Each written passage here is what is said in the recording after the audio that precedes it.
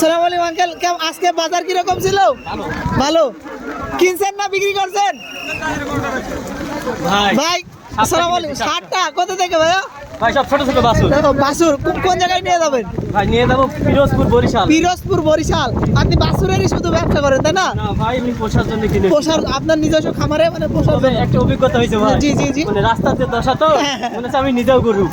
মানে তাই গরু কিনতে আসলে এই মেন্টালিটি নিয়ে আসা লাগবে। এই যে দেখেন আমাদের অবস্থা দেখছেন যে মানে গরু কিনতে আসলে নিজেকে গরু হতে হবে, আর নিজে যদি গরু না হতে পারেন তাহলে গরুর বাজারে আসা যাবে না। রাস্তার পরিবেশ এত খারাপ ভাই, এর মধ্যে ঢোকা যায় না।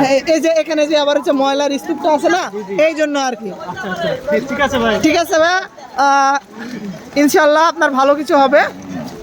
ভাই কোথা থেকে আসছিলেন আপনারা? বাগমারা। কয়টা গরু কিনলেন না বিক্রি করলেন?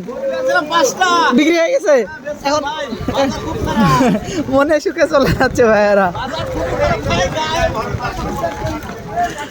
আজকের বাজার সবার মুখে মুখে একটা কথা, মানে এখন পর্যন্ত আমি যে কয়টা হাটে গেছি তো একই অবস্থা, যে বাজার হচ্ছে খুব ঢিল, বাজার খুব ঢিল, মানে বাজারটা আগুন হবে কবে।